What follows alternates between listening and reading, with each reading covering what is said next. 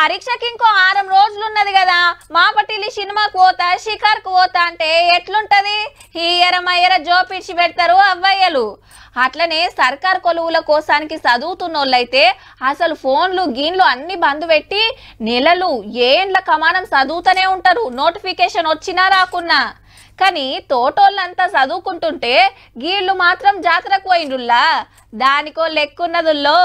నిరుద్యోగులు మేడారంతో వదొక్కిండ్రు, దర్శనానికి కాదు దందా చేస్తానికి. గ్రూప్ 1 కి ప్రిపేర్ అయినాం, కొలువులు లేక దందా పెట్టుకున్నాం, భక్తులంతా సహకరించాలని బ్యానర్ పెట్టిండ్రు.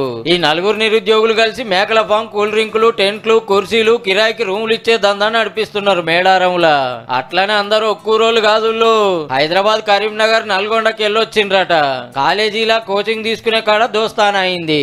ఒకళ్ళు మేకలు మేపుకొచ్చుడు, ఇంకొకళ్ళు దుఃఖంలో గిరాకీ చూసుకున్నాడు. మంచిగానే ఉన్నది కానీ బ్యానర్ ఎందుకు పెట్టిండ్రంటే, మందు తాగిన తర్వాత వాళ్ళ అమౌంట్ తక్కువ ఇవ్వడం, ఎక్కువ ఇవ్వడము, మేము సాఫ్ట్వేర్ ఇంజనీర్, మేము అది ఇది అని వాళ్ళ గురించి చెప్తున్నారు. అయినా మేము లేమన్స్ లాగా, మేమేం తెలియని లాగా మాతో బిహేవ్ చేస్తున్నారు. గదన్నట్టు మేము అట్లా మేము ఇట్లా అని పైసలు తక్కువ ఇచ్చుడు, తాగినాక సతాయించుడు చేస్తున్నారట కొందరు. బ్యానర్ చూసినాక అరే చదువుకున్న పోరలు నిరుద్యోగులని నిమ్మలంగా వస్తున్నారట, లెక్క ప్రకారం పైసలు ఇచ్చి పోతున్నారట.